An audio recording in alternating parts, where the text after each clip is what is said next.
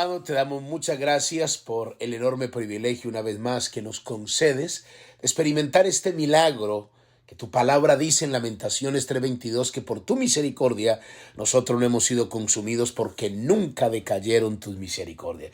Gracias por darnos la oportunidad de vivir, de tener un lugar donde recostar nuestra cabeza, declarar lo que tu palabra dice en el Salmo capítulo 3, versículo 5. Yo me acosté, yo dormí y yo desperté, porque Jehová me sustentaba. Yo te doy gracias por cada persona que escucha estos devocionales donde quiera que se encuentren. Sean bendecidos ahora en el nombre de Jesús. Amén y amén. Gloria al Señor. Aleluya. Bendiciones para todos mis amados hermanos. Bienvenidos a cada uno. Gracias a aquellos que se suman a esta familia cibernética. A Dios le damos toda la gloria. Le damos la bienvenida a aquellos que ingresaron a los devocionales desde el corazón de Dios. Soy el pastor Fabio Castañeda, donde todos los días pues escucharás una palabra que estoy seguro que bendecirá mucho tu vida. Agradecidos, mis amados hermanos, agradecido con nuestro Dios y como equipo que trabajamos en los devocionales, hemos visto no solo el crecimiento, sino cómo la palabra de Dios está llegando a lugares inimaginables. De verdad, sorprendido por cada testimonio, por lo que estamos alcanzando a través de esta gloriosa palabra que fue una idea de Dios, una palabra que viene directamente desde el corazón de Dios. Así que lo animo a que siga compartiendo los devocionales. Muy bien, continuamos con esta enseñanza, mi amado hermano. Ya vamos por el estudio número 5 bajo el tema No son mis planes, son sus planes. No son mis planes, son sus planes. Proverbios capítulo 16 del versículo 1 al 3.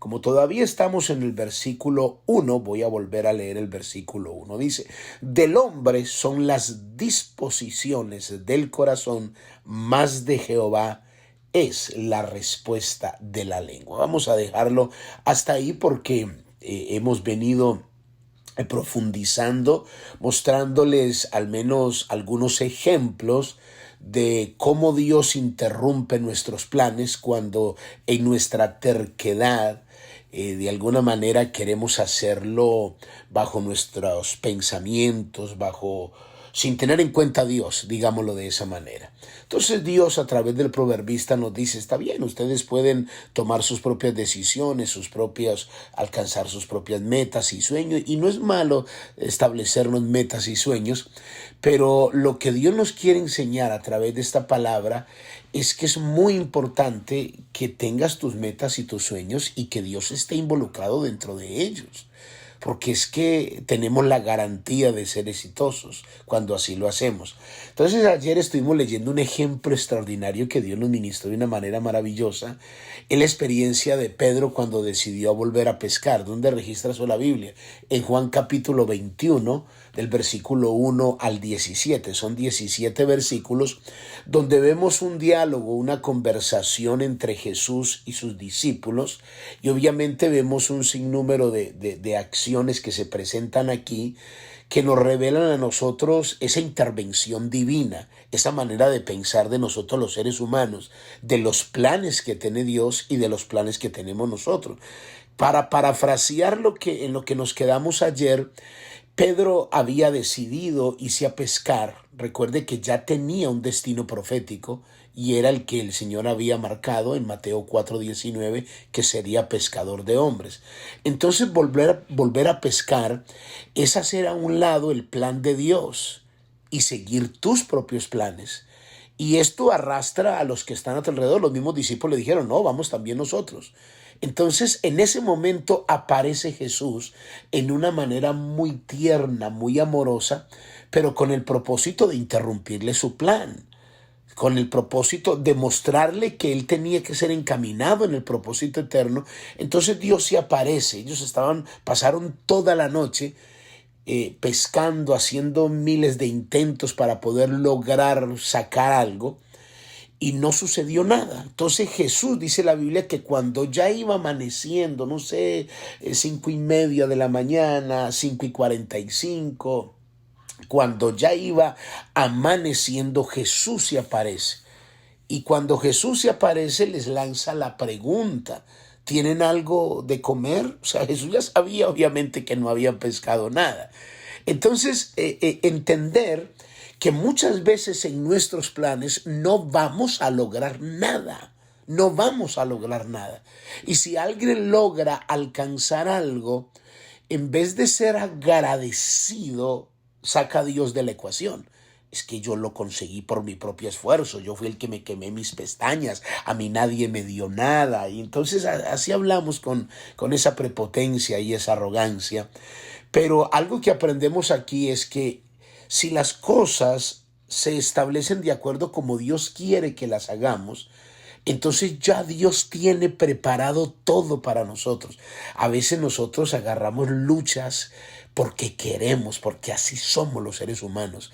Dios tenía un plan divino para el pueblo de Israel de 11 jornadas a llegar a la tierra prometida, pero no, ellos en su terquedad se metieron 40 años. Bueno, entonces así somos los seres humanos. O sea, Dios no se presenta como se presentó a ellos inesperadamente para interrumpir los planes, para advertirlo. Dios te puede hablar a través de tu esposa, de tu esposo, de un familiar, de tu mamá, de tu papá, a lo mejor de tu mentor, de un pastor. Dios usa cualquier persona. Es más, la Biblia registra que Dios usó una burra para interrumpir los planes de un hombre que iba a maldecir al pueblo de Dios. Y si a Dios le toca poner a hablar a los animales para que tú entres al propósito y al plan de Dios, Dios lo va a hacer. Note el amor para que nosotros lo hagamos. Entonces muchas veces en nuestra terquedad nos cegamos y lo vamos a hacer a nuestra manera. ¿Y por qué tiene que ser así? A mí una vez una persona que estábamos en consejería por las malas decisiones que estaba tomando, esta persona me dijo y decía: a mí, ¿por qué Dios me tiene que obligar a hacer lo que Él quiera? Porque Dios me tiene que obligar a mí. Imagínense el nivel de terquedad que tenía. Me provocaba. Yo dije, bueno, si Dios me permitiera el trono, este muchacho caía fulminado ahí mismo, porque así somos los seres humanos. Pero el amor de Dios es tan realmente tan incomprensible a veces, que esta persona no, ¿y por qué tiene que ser así? ¿Por qué tiene que ser así? No, las cosas no son así. Uno también tiene derecho de tomar sus propias decisiones, claro.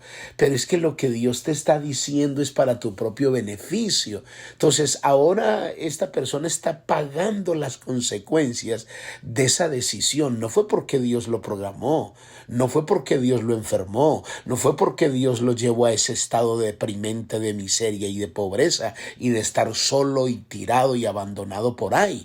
No, fue las propias decisiones, Dios encontrándolo para que entre en el plan. Entonces, si la persona decide, no lo voy a hacer, pero ya a los 90 años, ya cuando esté bien viejito, cuando ya no pueda dar ni un paso, decide, ahora sí ya entendí. Bueno, listo. Entonces usted fue el que, como me dice la Biblia, ¿para quién son los golpes? ¿Para quién son los moretones? Para el que ama la mistura. Entonces es necesario entender esto. Ahora, Dios se aparece a los discípulos y ellos, ya el Señor les tenía un pez listo, ahí ya asadito bien rico con pan y todo. Entonces el versículo 10 de Mateo capítulo 21, versículo 10 dice, esta es la parte que continúa, que nos quedamos en el día de ayer. Dice el versículo 10, Jesús le dijo: traed de los peces que acabáis de pescar. Recuerde que fue Dios el que dio la palabra. Subió Simón Pedro, sacó la red a tierra llena de grandes peces, 153. Y aun siendo tantos, la red no se rompía. O sea, Dios tuvo hasta cuidado de eso.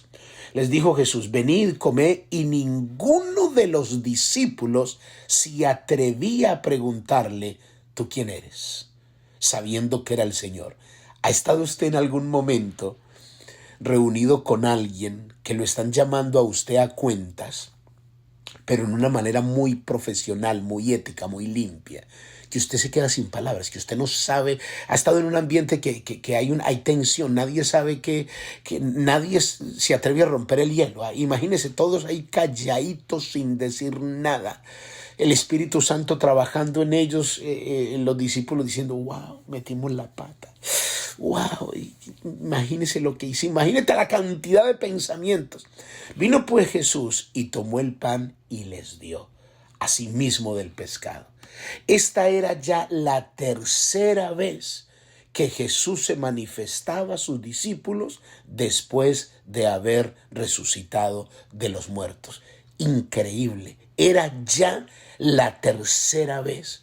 Uno dice, pero no es suficiente tanta manifestación que hemos visto.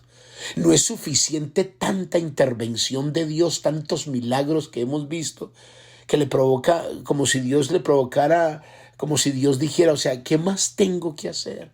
¿Cuántos milagros necesito hacerte para que me creas?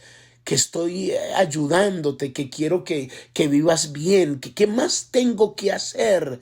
¿Cuántas apariciones más tengo que hacer para que quedes satisfecho y puedas entender que te estoy llamando a este evangelio, que te estoy llamando a la vida del reino? Y tú en tu terquedad, y es que esta es mi manera de pensar, y a mí no me van a manipular, y yo no voy a cambiar de religión, a mí no me venga con ese cuento. Y Dios, pero ¿cuántas veces te he salvado, te he ayudado, te di una mujer cristiana, te rodeo de gente que te ama, y quiero que vivas la vida del reino? Pero no, ahí estamos nosotros, mejor dicho, tercos.